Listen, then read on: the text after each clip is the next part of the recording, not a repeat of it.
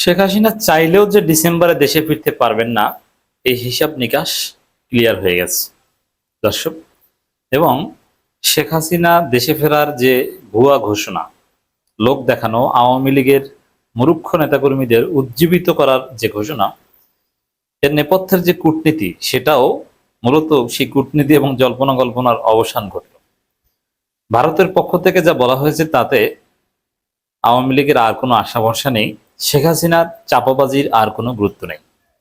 এবং আওয়ামী লীগের লোকজনের এইসব শেখ হাসিনার গুজব, এটা অরিজিনালি শেখ হাসিনা বলেছেন না তার নামে প্রচার করা হয়েছিল, সেটা নিয়েও প্রশ্ন।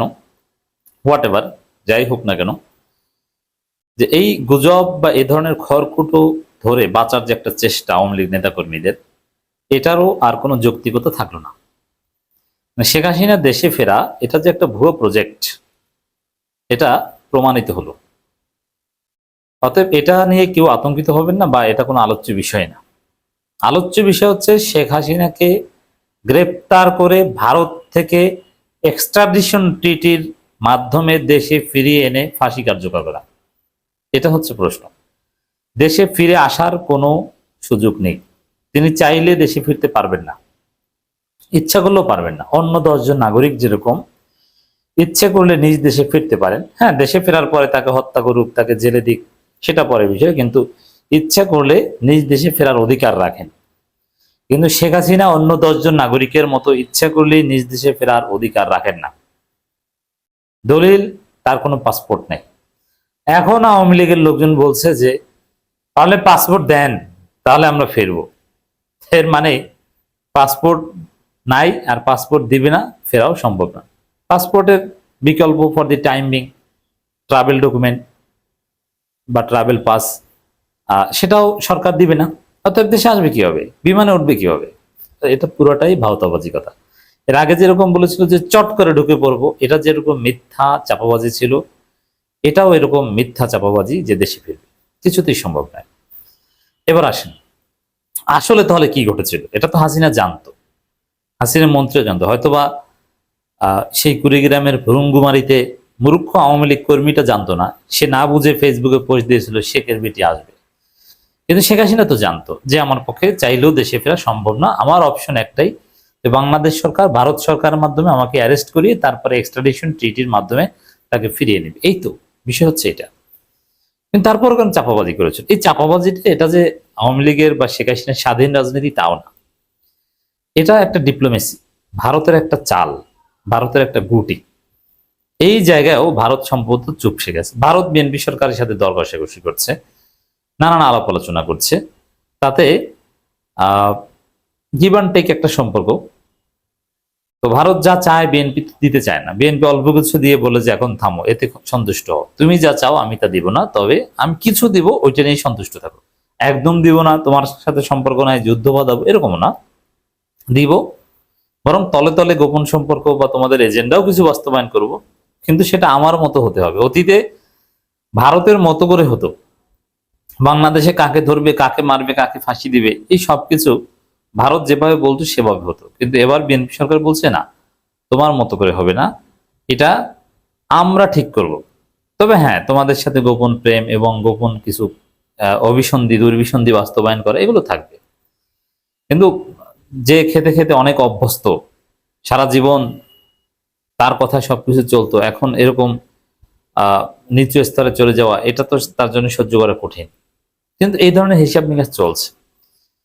আর এই দর কষাকষির মধ্যে বিএনপি সরকারকে চাপ দিয়ে বেশি নেওয়া, এরকম একটা চেষ্টা ভারতের আছে। তো বিএনপি সরকারকে চাপ দেয়, বিশেষ করে প্রধানমন্ত্রী চীন সফরের পর বিএনপি সরকারকে চাপ দেওয়ার প্রক্রিয়ার অংশ হিসাবে শেখ হাসিনা দেশে ফেরার যে গুজব, এটা ছড়িয়েছিল ভারত সরকার, ভারতের ডিপ্লোমেসি। এটা সাউথ ব্লকের কাজ, এটা আওয়ামী লীগ কিংবা শেখ হাসিনার কোনো কাজ নয়। কিন্তু এর মধ্যে যে ফাঁক আছে, যে চাইলেও তিনি দেশে ফিরতে পারবেন না, এটা স্পষ্ট না। আর এই বিষয়টা নিয়ে বিএনপি সরকারের ডিপ্লোমেসি ভালো। বিএনপির একটা অংশ আছে শেখ হাসিনাকে চায়, অবশ্যই এরা হতাশাবাদী অংশ, এদের কথা ভিন্ন, কিন্তু মূল যে অংশটা, তারেক রহমানের যে অংশটা, তারা এই বিষয়টা ভালোই ডিল করেছে। তারা ক্লিয়ার জানিয়ে দিয়েছে যে না, শেখ হাসিনা দেশে ফেরার কোনো সুযোগ নেই। এটা সরকারেরই বিষয়। কেন? সরকার পাসপোর্ট দিবে না, সরকার ট্রাভেল ডকুমেন্ট দিবে না।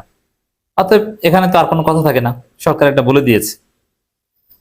তাহলে উপায় কি? উপায় একটাই, যে তাকে গ্রেপ্তার করতে হবে ভারতের, তারপরে বাংলাদেশের হাতে তুলে দিতে হবে। তো শেখ হাসিনাকে যে পাসপোর্ট দিবে না কিংবা ট্রাভেল ডকুমেন্ট দিবে না, এটা বাংলাদেশ সরকার থেকে জানিয়ে দেওয়ার পর ভারত সরকারও চুপসে গেছে, তাদের ডিপ্লোম্যাটিক দৌড়ঝাঁপ অনেকটা থেমে গেছে। এখন তারা সুর বদল করেছে। দর্শক, শেখ হাসিনা ফেরার যে এই কথিত ভারতীয় ঘোষণা, এর বিরুদ্ধেই ভারত সরকার, ভারতের পররাষ্ট্র মন্ত্রণালয়ের মুখপাত্র রণদীপ জয়সওয়াল, তিনি এ বিষয়ে প্রতিক্রিয়া জানিয়েছে। কি প্রতিক্রিয়া জানিয়েছেন দেখেন। এই প্রতিক্রিয়ার মাধ্যমে স্পষ্ট যে বিএনপি সরকারের লাইন এবং ভারত সরকারের লাইন এখন এক শেখ হাসিনা প্রশ্নে। যে লাইনের অর্থ হচ্ছে যে তার বাংলাদেশে ফেরার বিষয়টা শুধুমাত্র সেই বন্দি প্রত্যার্পণ চুক্তি, দ্যাট মিনস ভারত সরকার শেখ হাসিনা গ্রেপ্তার করবে, তারপরে বাংলাদেশের হাতে তুলে দেবে, শুধু এই জায়গায় আছে, অন্য এর বাইরে অন্য কোনো জায়গায় নাই। ক্লিয়ার হিসাব। দেখেন কি বলেছে। ক্ষমতাচ্যুত প্রধানমন্ত্রী শেখ হাসিনা ডিসেম্বরে দেশে ফেরার পরিকল্পনার বিষয়ে প্রতিক্রিয়া জানিয়েছেন ভারত। দেশটির পররাষ্ট্র মন্ত্রণালয়ের মুখপাত্র রণদীপ জয়সওয়াল সাংবাদিকদের জানিয়েছেন, এই বিষয়ে ভারতের অবস্থানে কোনো পরিবর্তন হয়নি। কি অবস্থান দেখি। এ বিষয়ে রণদীপ জয়সওয়াল বলেন, আমাদের অবস্থান কোনো পরিবর্তন নেই, যে কোনো প্রত্যর্পণ একটি আইনি বিষয় এবং এটি সেই অনুযায়ী মোকাবেলা করা হবে।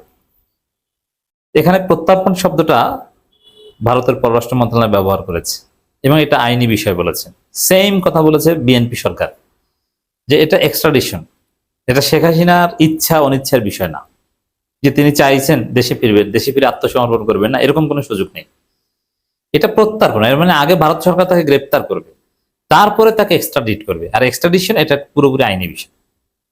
এবং বাংলাদেশের বাংলাদেশের তথ্যমন্ত্রী জহিরুদ্দিন স্বপনও বলেছেন যে এটা একটা আইনি বিষয়, এটা আইন অনুযায়ী দেখা হবে।